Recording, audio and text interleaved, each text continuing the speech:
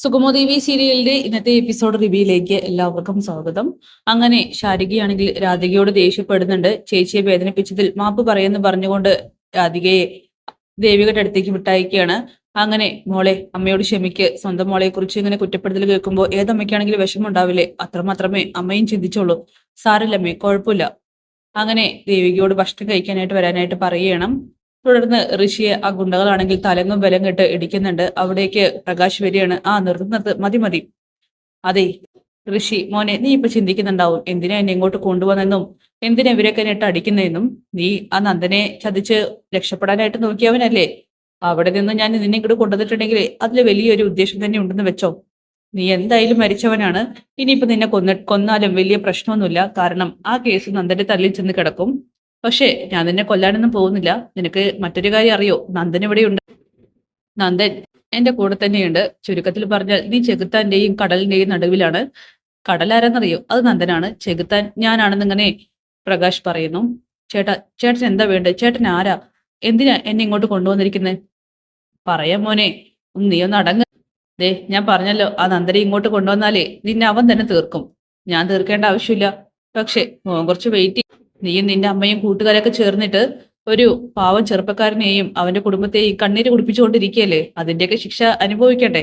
അതുകൊണ്ട് ഞാൻ പറയുന്നത് വരെ അടങ്ങി ഒതുങ്ങി ഇവിടെ അങ്ങ് കഴിഞ്ഞോ, കേട്ടല്ലോ എന്ന് പറഞ്ഞുകൊണ്ട് ഋഷിയെ സൂക്ഷിക്കണം, അവനെ കെട്ടയച്ചു വിടരുതെന്നൊക്കെ പറഞ്ഞ ഗുണ്ടകളെ ഏൽപ്പിച്ച് പ്രകാശ് അവിടെ നിന്ന് പോകുന്നുണ്ട്.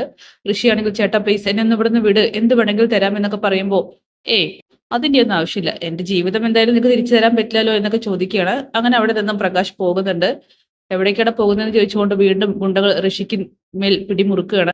ശേഷം ദേവികയാവട്ടെ ചന്ദ്രവതി വീട്ടിലേക്ക് നന്ദുവുമായിട്ട് ആദ്യമായിട്ട് കാലെടുത്ത് വെച്ച ആ നിമിഷങ്ങളും പിന്നീട് തങ്ങൾ തമ്മിലുള്ള മനോഹരമായിട്ടുള്ള നിമിഷങ്ങളെ കുറിച്ചൊക്കെ തന്നെ ഓർത്തെടുക്കുകയാണ്. അവിടേക്ക് ശാരിക വരുന്നുണ്ട്. ചേച്ചി ചേച്ചി എന്താലോചിക്കുക? ഒന്നുമില്ല, ആലോചിക്കാൻ മാത്രമല്ലേ എന്റെ ജീവിതത്തിലുള്ളൂ. ചേച്ചിക്ക് ഇപ്പോ ഒരുപാട് വിഷമമുണ്ടല്ലേ? ചേച്ചി എല്ലാവരെയും കുറ്റപ്പെടുത്തുന്നുണ്ടല്ലേ? ഞാൻ പറഞ്ഞോട്ടെ, ചേച്ചി ആത്മാർത്ഥമായി തന്നെ നന്ദേട്ടന് വേണ്ടിയിട്ട് ആലോചിക്കുന്നു. ചേച്ചിയുടെ മനസ്സിപ്പോ കരഞ്ഞുകൊണ്ടിരിക്കുകയാണ്. എനിക്കറിയുന്നത് പോലെ ചേച്ചിയെ മറ്റാർക്കും അറിയാം. ഞാൻ ചേച്ചിയുടെ മനസ്സ് പറഞ്ഞോട്ടെ? അത് പിന്നെ നിനക്ക് എന്ത് വേണമെങ്കിലും ചെയ്യാം. അങ്ങനെ ശാരിക പറയുന്നുണ്ട്. ഇസബലയുടെ കുടുക്കിൽ നന്ദേട്ടൻ വീണു എന്നുള്ള കാര്യം ചേച്ചിക്ക് ബോധ്യമായിട്ടുണ്ട്. അല്ലാതെ നന്ദേട്ടനായിട്ട് ഇസബലയുമായിട്ട് യാതൊരു ബന്ധവുമില്ല. അങ്ങനെയുള്ള നന്ദേട്ടനോട് ചേച്ചിക്ക് ഇപ്പൊ പഴയതുപോലെ തന്നെ ഇഷ്ടം വന്നു തുടങ്ങി. നന്ദേട്ടനെ കാണാതായതിൽ പിന്നിൽ ചേച്ചിക്ക് ഒത്തിരി വിഷമമുണ്ട്. എത്രയും പെട്ടെന്ന് നന്ദേട്ടനെ കണ്ടു കെട്ടണമെന്നുണ്ട്. പഴയ ജീവിതം ജീവിക്കണമെന്നുണ്ട്. സത്യല്ലേ ചേച്ചി ഞാൻ ഈ പറഞ്ഞത്? അങ്ങനെ ദേവിക പറയുകയാണ്. സത്യമാണെങ്കിൽ നിനക്ക് അങ്ങനെ വിചാരിച്ചോ? നീ അങ്ങനെ വിചാരിച്ചോ? എനിക്ക് കുഴപ്പമൊന്നുമില്ല. പക്ഷെ ഞാൻ തിരുത്താനില്ലെന്ന് പറയുമ്പോ തിരുത്തണം ചേച്ചി, പലതും തിരുത്താനുണ്ട്. നന്ദേട്ടനെ എനിക്കിപ്പോ പാവം തോന്നുന്നുണ്ട്. നന്ദേട്ടൻ ശരിക്കും പെട്ടുപോയതാണ്, ചതിയിൽ വീഴ്ത്തിയതാണ് ആ ഇസബെല്ല. നന്ദേട്ടനെ കിട്ടണമെന്ന് ഞാനും ഇപ്പൊ പ്രാർത്ഥിക്കുന്നുണ്ട്. ചേച്ചി വിഷമിക്കാതിരിക്കും. എല്ലാവരും ചേച്ചിയെ കുറ്റപ്പെടുത്തുന്നുണ്ടെങ്കിലും നന്ദേട്ടനെ ചേച്ചി തന്നെ കണ്ടുപിടിക്കും, എനിക്ക് ഉറപ്പുണ്ട്. ചേച്ചി സങ്കടപ്പെടണ്ട, ചേച്ചിയുടെ ഒപ്പം ഞാനുണ്ടെന്നൊക്കെ പറഞ്ഞുകൊണ്ട് ധൈര്യം കൊടുക്കുകയാണ് ദേവികയ്ക്ക്. നന്ദേട്ടനോട് തനിക്കിപ്പോ യാതൊരു ദേഷ്യമില്ലെന്നും ശാരിക പറയുന്നുണ്ട്. അങ്ങനെ രാവിലെ രജനിയാണെങ്കിൽ മുറ്റമടിക്കുന്ന സമയത്താണ് പെട്ടെന്ന് അവൾ ആ കാഴ്ച ശ്രദ്ധിക്കുന്നത്. അതായത് ഗിരിയുടെ വീടിന്റെ തിണ്ണയിൽ ഒരാൾ പുതച്ചു മൂടി കിടക്കുന്നു. രജനിയാണെങ്കിൽ ആകെ പേടിക്കുകയാണ്. ഗിരി ഗിരി എന്ന് വിളിച്ചുകൊണ്ട് നിലവിളിക്കുന്നുണ്ട്. പെട്ടെന്നാണ് പ്രകാശ് പുതപ്പ് മാറ്റുന്നത്. പ്രകാശിനെ കണ്ടയുടൻ രജനിയാണെങ്കിൽ നിന്നിടത്ത് നിന്ന് വിറയ്ക്കുന്നുണ്ട്. അവൾ പെട്ടെന്ന് തന്നെ അവിടെ നിന്നും ഓടി ഗിരിയുടെ അടുത്തേക്ക് പോവുകയാണ്. ഗിരിയും അമ്മയും അപ്പോഴേക്കും അവിടേക്ക് വരുന്നുണ്ട്. എന്താ രജനി, എന്താ പ്രശ്നം, എന്തു പറ്റി? ഗിരി അവിടെ അവിടെ എന്ന് പറയുമ്പോഴേക്കും പ്രകാശ് ആണെങ്കിൽ ആ മറവിൽ നിന്നും പുറത്തേക്ക് വരികയാണ്.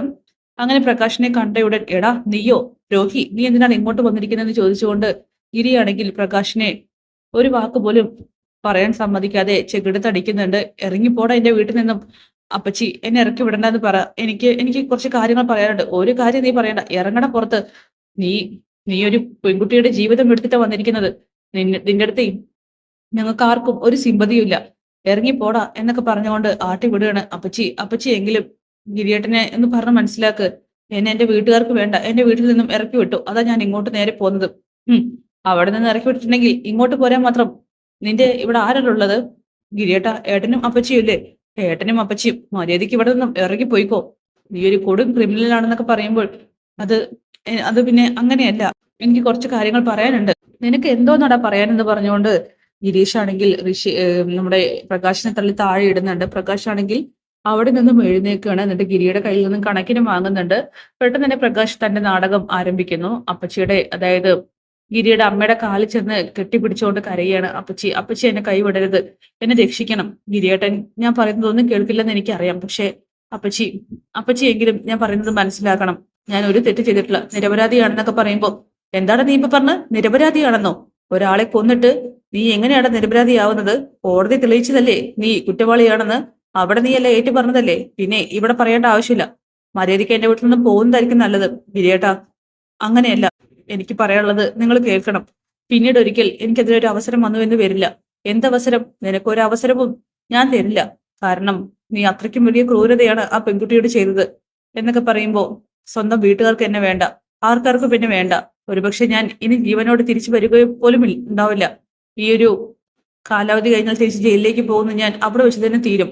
കാരണം ജയിലിലെ ക്രൂര മർദ്ദനങ്ങളേറ്റ് എനിക്ക് ഒരുപാട് ബുദ്ധിമുട്ടുണ്ടായി എന്നൊക്കെ പറയുമ്പോൾ നീ അവിടെ കിടന്ന് ചത്തുപോ, ഇവിടെ നിന്നും പോടാ എന്നൊക്കെ പറയുമ്പോൾ ഞാൻ പറയാനുള്ളത് കേക്ക് ഗിരിയേട്ടാ, എനിക്ക് കുറച്ച് കാര്യങ്ങൾ പറയാനുണ്ട്.